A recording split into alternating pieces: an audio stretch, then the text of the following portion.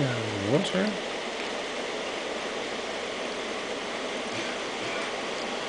Man kan se, at vores røde sten, de er stort set forsvundet i vandmasserne.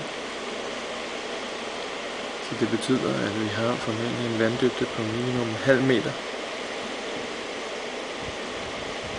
i vores del af haven.